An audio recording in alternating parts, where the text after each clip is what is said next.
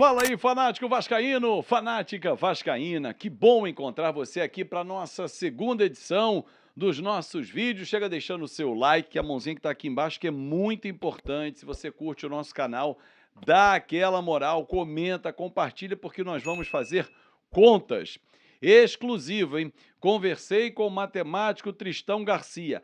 Qual é a conta, Azevedo, para não depender de ninguém? 5 vitórias bastam para o Vasco? Você vai saber isso daqui a pouco. E claro, a preparação final para o grande jogo amanhã. Amanhã tem final de Copa do Mundo para o Vasco. É isso mesmo, hein? Você vai entender como é que é o meu raciocínio agora. Mas antes, aquele recado super especial, porque você já está vendo aí, KTO, onde a diversão acontece. Pode fazer a sua aposta hoje à noite, sim, usando o meu cupom Azevedo. Azevedo, não esquece, dá aquela moral, ajuda demais o nosso canal. Use o meu cupom, 20% de bônus logo no seu primeiro depósito. Monte a sua múltipla, jogue com responsabilidade e divirta-se, porque lá na KTO a diversão acontece. Bom, amanhã tem jogo do Vasco, né? Mas hoje você viu aí vários jogos, várias opções para você mandar a sua aposta também. Aliás, jogos que nos interessam. Tem Flamengo e Santos, por exemplo. Hoje até um seguidor meu no Instagram falou assim: ah, Azevedo, você vai torcer para o Santos, para o Flamengo? Eu falei, não, vou torcer para o Santos perder. É isso. Eu não preciso torcer para o outro ganhar, posso torcer para o outro perder, porque nos interessa, obviamente. Eu já falei aqui, repito, nós perdemos 16 pontos em confrontos diretos. Bahia, perdemos aqui, empatamos lá. Goiás, perdemos aqui, empatamos lá. Santos, perdemos aqui, perdemos lá. Essa conta eu já fiz até, mas refaço para vocês. Se você tirasse 3 pontos de cada time, do Bahia, do Santos e do Goiás. O Vasco hoje tem 31 pontos. Tira 2, porque foram 2 empates nessa conversa toda aí. Então vem para 29. Coloca 9 pontos na conta, 3 vitórias que deveriam ter acontecido dentro de casa, estaríamos com 38 pontos. Nenhum problema, nenhum resultado anormal. Pega o Goiás. O Goiás tem 32 pontos. Só que 4 ele conquistou contra o Vasco. Então você tira 1 ponto, porque foi um empate. Teria vencido lá, né? O jogo até foi no último domingo, perdido aqui. Então tira 1 ponto. O Goiás teria 31. O Vasco com 39, o Goiás 31. A conta não é absurda, não. O Santos hoje tem 34. Só que dos 34 pontos, 6 ele conquistou contra o Vasco. Tira 3. Ele iria para 31 também. O Bahia tem 37. 4 ele conquistou contra o Vasco. Tira 1, 36. Ou seja, o Vasco com um jogo a menos que o Bahia teria 2 pontos a mais, seria 38 a 36 e os outros com 31. A gente estaria no meio da tabela. Essa conta não é nenhum absurdo, porque o Vasco tinha obrigação de ganhar dentro de casa, Azevedo, mas vamos virar a página, vamos olhar para frente. O Vasco não conquistou esses pontos, agora tem 8 finais de Copa do Mundo pela frente. É verdade. E a primeira é amanhã. Mas a rodada já começou ontem com a vitória do Bahia, um adversário direto do Vasco, em cima do Fluminense, que até jogou bem com o time reserva, está pensando na Libertadores, e aí cada um com seus problemas.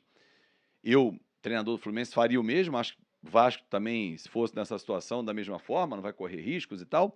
Mas, enfim, conversei com o Tristão Garcia. Perguntei, Tristão, o número que você me passou há 2 semanas para não fazer contas era 47. 46, de boa, também com grande chance de ficar na primeira divisão. 45 para baixo, dependeria de contas, porque todo mundo ali embaixo está somando pontos nas últimas rodadas. Então, ele faz uma projeção matemática.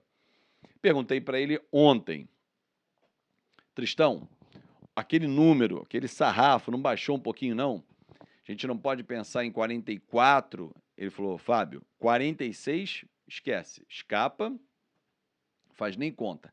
45 vai depender, 44 tem que fazer conta. Claro que rodada a rodada os números podem mudar.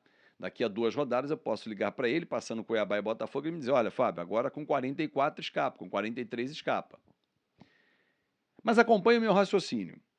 Além de encarar como uma final amanhã o jogo com o Cuiabá, ter que entrar mordendo, jogando, vibrando, como nós jogamos contra Fluminense, Fortaleza, Curitiba, alguns exemplos, Atlético Mineiro, que nós conquistamos 6 pontos, o próprio Palmeiras, no Maracanã. Eu acho que o Vasco ele pode hoje, torcedor vascaíno, torcer para o Botafogo. Veja se eu estou errado.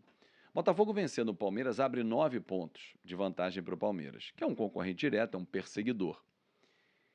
Se o Palmeiras vence, a distância cai para 3 pontos. Aí a próxima rodada o Botafogo pega o Vasco. Porra, eles vêm como? Pistola. Não posso perder de jeito nenhum. Porque se eu perder e o Palmeiras vencer o seu jogo, empata mesmo com um jogo a menos o Botafogo, mas é o jogo Fortaleza fora de casa. Então, vencendo o Palmeiras, abre de novo uma gordura.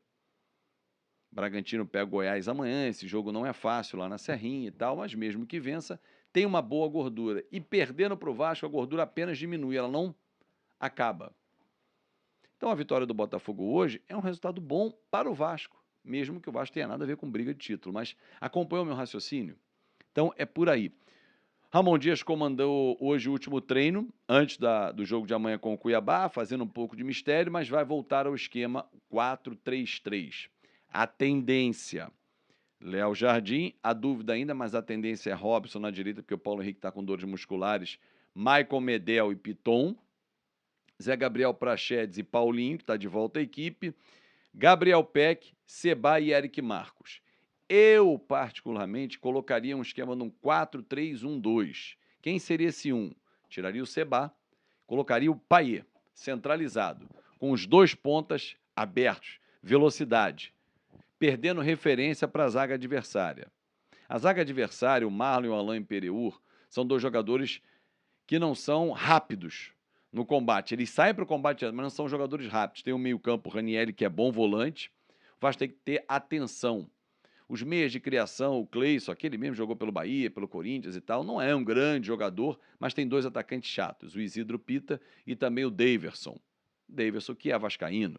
Podia chegar no ouvido dele, como o Eric Johnson falou na live, ô, Daverson, tá sabendo que ano que vem vai pintar no Vasco e tal, mas não joga o Walter, por exemplo, tá suspenso.